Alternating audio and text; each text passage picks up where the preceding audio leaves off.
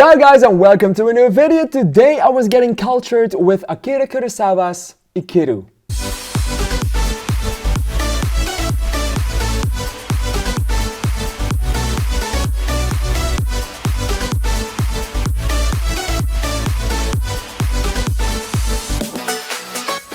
Alright, so welcome to the fourth episode of Getting Cultured With. Today we're getting cultured with Ikiru, another film of Akira Kurosawa. It's also the fourth episode we're making of this after we have already talked about Yojimbo, Seven Samurai and High and Low as well. And next week we will do one more Akira Kurosawa movie and that's going to be Ran. I'm also going to watch Ran in the movie theaters. I got tickets for that and I am genuinely really excited for that one because it's the first one in color of this man I'm going to see, and it's just something that I'm really looking forward to. Some other movies you can expect on this for this year is Gone with the Wind, which I will see in a movie theater next month, and also Jaws is re-releasing this month as well, so I will also watch that one for the second time, and you will also see a video based on that movie. With that being said, if this is your first Getting Cultured With, I will talk about the cultural impact of this movie and why it has become a classic in its own way, and I will also give you some fun facts about this movie, maybe what behind the scenes, maybe what it did, and maybe even some things of this movie itself, and then I will also give you my review. So let's get straight into the cultural impact of Ikiru. Being made in 1952, only 7 years after the Second World War, it absolutely redefined Japanese cinema and their take on mortality and purpose. And by doing so, it made way for a wave of movies featuring introspective philosophical storytelling that influenced movies like Ozu, Koreeda. If you haven't seen Ikiru yet, I will recommend watching that one first and then watching this video because I will talk about spoilers, which is my second point of cultural impact. As in some way, Kurosawa also broke from convention by revealing the character's death, the main character's death, around midway through the movie to then just dial back and look back upon the life and upon the achievements of this main character by letting the story be told from the perspective of others around him and not anymore from the perspective of this main character of Watanabe. It's a technique that has also been used famously in a movie like Citizen Kane, and it works really well in this one. Takashi Shimura's quiet and tragic performance made way to become a model for understated emotion in cinema, and it's incredible in the way that he managed to put his emotion on screen with such a little thing to work with. The way Shimura did it in this movie influenced a wave of new acting techniques mainly used in Europe and United States to this date, especially amongst method actors. I also have some fun facts for you about this one, and the iconic scene where Watanabe is singing on the swing. It's actually shot with real tears. There was no artificial tears in that one. It's because Shimura truly felt incredibly connected to this role. So even the tears were completely real. Akira Kurosawa was sick during the making of parts of this movie, so he felt incredibly connected to the story as well, because he did also not know if he was going to survive this or not. He was also sick, just like the main character, which made for an even more personal portrayal of this entire film and the way it was a character study, but also the way the movie in and of itself serves as some kind of a character as you watch what is happening in this life of this man, but also afterwards when they talk about it and the way that they perform the story in that way. It's incredible.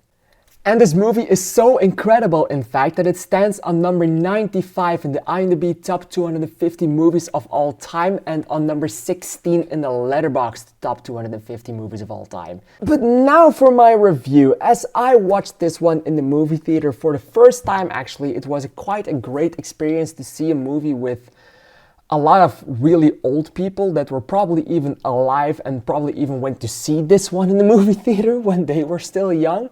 But I saw a lot of people having a blast with this movie, and I can definitely say that I also had a blast with this one. There were scenes where I was genuinely laughing my ass off with the things that were happening on screen, and that is beautiful in the regards that this movie can make you feel true emotion, but also make you laugh, but then again a second later also make you cry because it's so incredibly sincere and heartfelt, and I absolutely love that aspect of this movie to the core.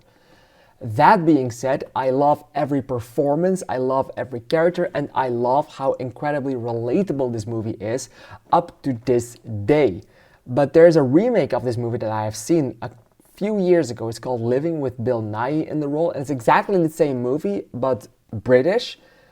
And I have the same problems with this one as I had with that one. And I have to say, Living never lived up to its full potential, and I don't really understand why that is, because the story is just really minimalistic, but I do have a feeling that most modern movies can't really top the minimalistic things that earlier movies can do.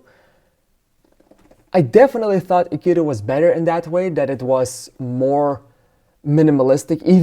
There's nothing happening in this movie. It's just a character study, and it's just you spending some time with Kenjo Watanabe and with everyone in the firm that he works at, everyone in this building, what's the name in English? I forgot it. He basically works for the municipality. That's what he does. He works for public services. And that's incredibly nice to see this group of people talk about the legacy of this character. And it's really just that. The only problem with this one is for modern audiences, so it's basically just because it's me and I like modern movies a lot. With a runtime of 2 hours and 40 minutes, this movie is incredibly long to watch, and it's an incredible long sit.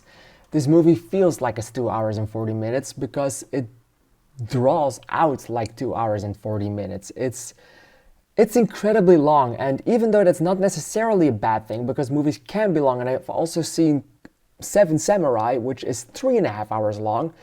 Fun fact, I yet have to see that movie, but because that movie is even more popular, I put that episode out first. So I haven't seen that one as of now, but that episode has come online already, so you can watch it on my channel.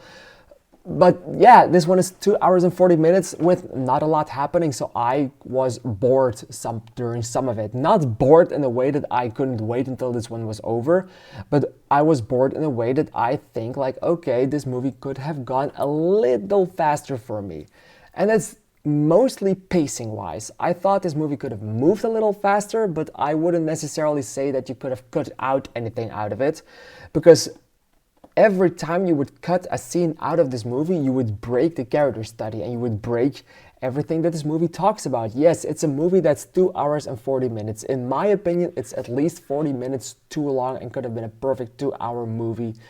That's my opinion, but I wouldn't, for the sake of it, I wouldn't, for the love of God for it, I wouldn't say to cut anything out of this movie, because every scene, and that's the truest accomplishment that I can give this movie, as well, is that every scene that they are telling is necessary for the plot and is necessary for making you feel the right emotions.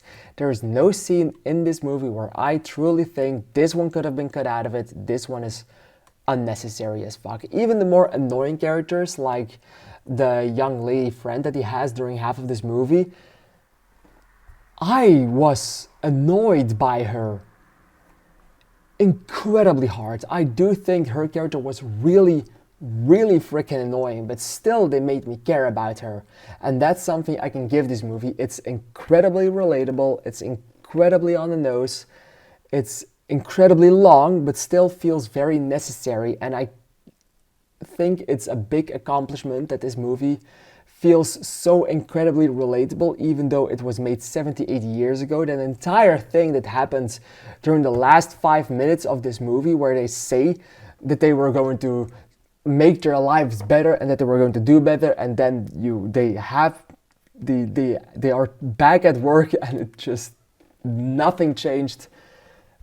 I think that was the most relatable and most realistic thing I have seen in a movie since a very long time. In the end, Ikiru is a masterpiece in every single way of the word. It wasn't necessarily made for me. It was not a movie I will ever rewatch, because it's just not something that will be that incredibly rewatchable for me. I also will never rewatch a movie like Living, but I am very very happy that I watched it, and if you haven't seen it, I will definitely recommend for you to watch it as well. For my entertainment score, I'd probably give this one a 7, but for the movie making score, this is an easy 9.5 out of 10. This movie is incredible on all fronts. It just wasn't necessarily made for me, so that's why I ended up giving it a 7. This movie is incredible. If you haven't seen it, watch it, but wait until you are in the right mood for it. Now, don't watch it when you just want to watch a regular movie, because you're not going to enjoy it. If you are in the mood for a deep character study that feels like you are watching a character grow for 2.5 hours, then this one will be for you. If you are not in the mood for that and just want some entertainment, this is just not the right time, not the right moment. So don't watch this movie if you just feel like that. All right, thank you guys for watching this video over the couple 2 weeks, or maybe just next week, and then we'll wait a bit. But next week I will talk about Ran, a movie I'm also genuinely really excited for. I'm a big fan of Akira Kurosawa now. I want to thank you guys for watching this video. I hope you liked what you've seen here and you want to see more of this series. If you have some ideas for classics that you think I should watch, please let them know in the comments down below, because I am really excited to hear your input on this. We can together grow this series. All right, thank you guys for watching this video. I hope you liked what you've seen here and you want to see more. And if you do, well, consider subscribing to my channel. Thank you guys for watching. I'll see you in the next video. Thank you and bye-bye.